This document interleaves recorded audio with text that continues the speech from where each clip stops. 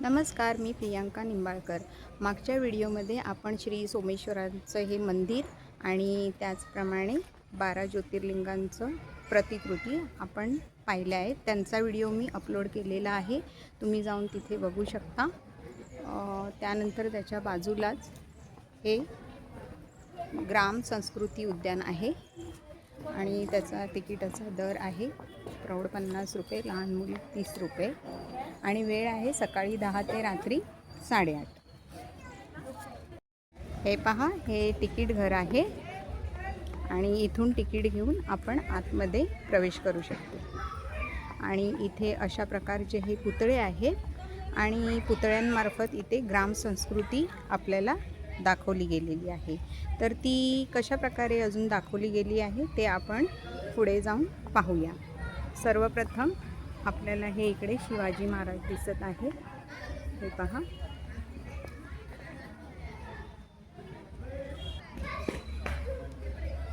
अशा प्रकारे शिवाजी महाराज इथे आहेत आणि हा प्रवेशद्वार। आता आपण प्रवेशद्वारातून आत जात आहोत।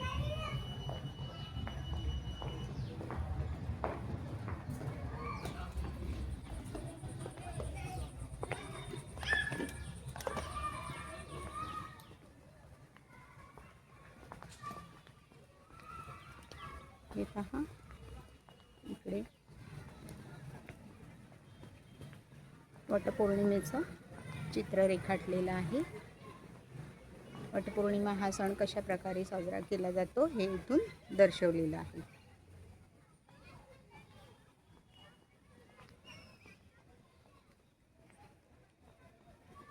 हा गावाकडे जाण्यासाठी रस्ता दाखवलेला आहे, हे पहा। इथून आपण आता जाऊया आणि हा आहे नंदीबैल।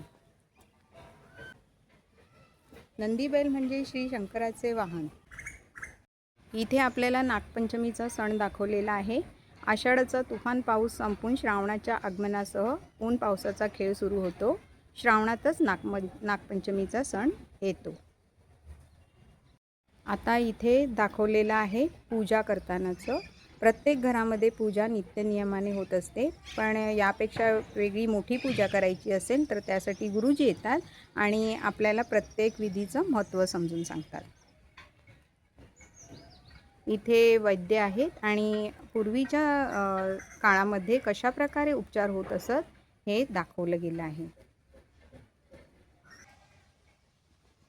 चला तर आपण पुढे जाऊया। इथे ज्योतिषी आहे, हे पहा।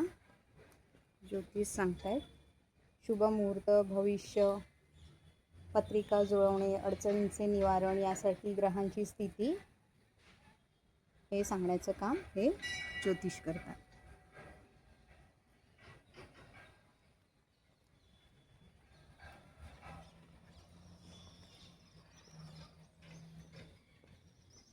आणि इथे हे गाव दाखवलेलं आहे।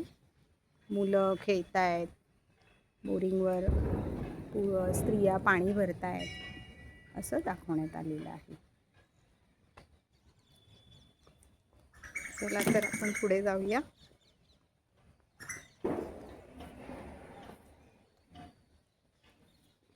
आणि इथे हे दाखवलं आहे, इथे आहेत हे सावकार।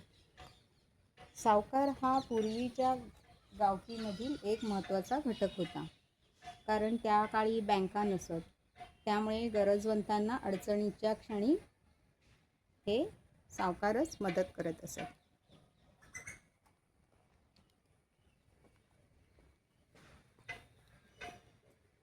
आता इकडे आहेत हे सोनार। सोने चांदीच्या अलंकारांची गरज पूर्ण करणारा सोनार। तर ग्रामीण संस्कृतीमधील फॅशन डिझायनिंगचा एक मोठा घटक।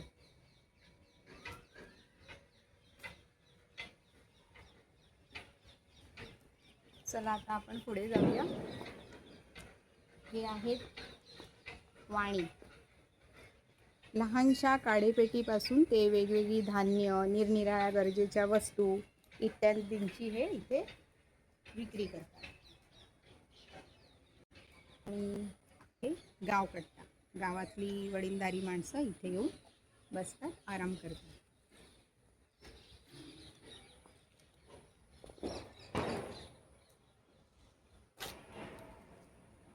आणि हे आहे मंदिर, गावातील मंदिर. स्त्रियांसाठी भेटण्याचे हमखास ठिकाण. कामातून थोडीशी सवड काढून देवपूजेच्या निमित्ताने स्त्रिया इथे हितगुज करण्यासाठी येतात आणि देवाचे दर्शन घेतात. आपण आता पुढे जाऊया. आता इथे आपल्याला दाखवलं आहे की गावातून पालखी कशी निघते ते. किती सुंदर आहे पहा. असं वाटतं की खरीच माणसं इथे उभी आहे. आणि आता आपण पुढे जाऊया. इथे आहे हा तेलाचा घाणा. पहा किती सुंदर आहे. बियांपासून तेल गाळण्याचे काम करणाऱ्या लाकडी यंत्राला तेलाचा घाणा असे म्हणतात. हे यंत्र बैलाच्या साहाय्याने फिरवून तेल गाळले जाते व त्याद्वारे खोबरे, शेंगदाणे, जवस, करडई, बदाम इत्यादीपासून मिळालेले तेल गावाची तेलाची गरज भागवते.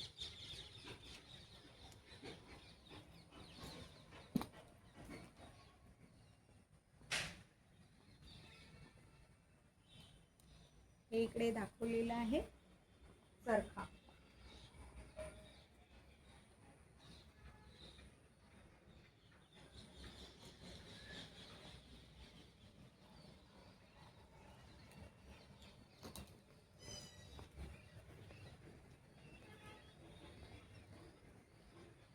इथे दाखवलेला आहे इथे घराचा सोफा, व्हरांडा, म्हणजे की आजी दूध काढतायत, मेंढी आहे, आई मुलीचे केस विंचरते. म्हणजे हे गावच्या घराची घर कसं असते हे दाखवलं गेलं आहे.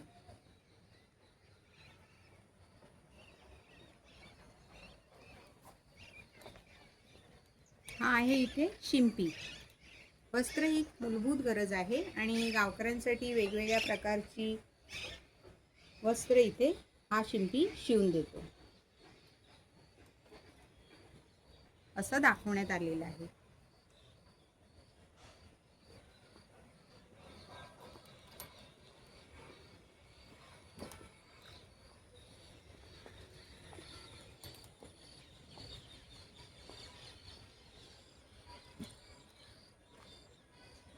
ही ग्रामपंचायत दाखवलेली आहे, जिथे माणसं एकत्र येतात आणि त्यांच्यामध्ये काही वादविवाद असतील, भांडण तंटा असेल तर ते सोडवण्याचे काम इथे ग्रामपंचायत करते.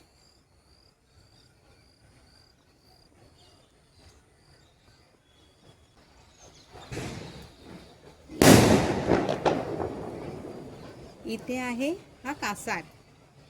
बांगडी हा स्त्रीचा एक आवडता अलंकार आणि वेगवेगळ्या रंगाच्या काचेच्या बांगड्या न मोडता स्त्रीच्या हातात भरण्याचे कसब साधणारे हे कासार एक महत्त्वाचा घटक आहे. हा गावचा सण समारंभ, लग्न अशा प्रसंगी कासारांना मोठी मागणी असते. इथे गावातली मुलं वेगवेगळ्या प्रकारचे खेळ खेळत आहेत ते दाखवण्यात आले, विटी दांडू वगैरे.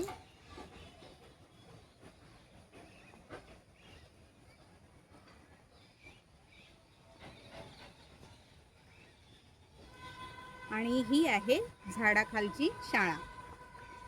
पूर्वीच्या काळी शाळेसाठी वेगळी अशी काही जागा नसायची, तेव्हा शाळा ही गावातील एखाद्या झाडाखाली भरत असे.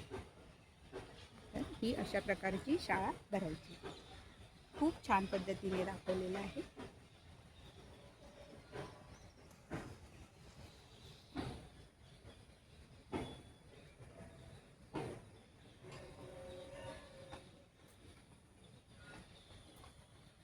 हे पहा, इथे लग्न समारंभ दाखवण्यात आलेला आहे. इथे फोटो काढला जात आहे, सनई ढोल वाजवले जात आहेत. खूप छान प्रकारे दाखवलेलं आहे पहा. असं वाटतंय की खरोखरच इथे लग्न सोहळा चालू आहे. पुढे जाताच आपल्याला लागत आहे श्री पद्मावती देवी मंदिर. हे पहा, इथे मंदिर आहे. खूप सुंदर असं हे मंदिर आहे. अशा प्रकारे मी या उद्यानाचे भाग 1 आणि भाग 2 असे पाठ केलेले आहे. पहिला भाग मी इथेच संपवते आणि दुसरा भाग मी पुढच्या शुक्रवारी अपलोड करीन. दर शुक्रवारी मी माझे व्हिडिओज अपलोड करते, तुम्ही नक्की बघा. आणि पुढच्या भागात मी पाटलांचा वाडा, लोकनृत्य असं सगळं दाखवणार आहे. खूप अशा ह्या मूर्त्या जिवंत वाटतात, तुम्ही नक्की बघा तो भाग.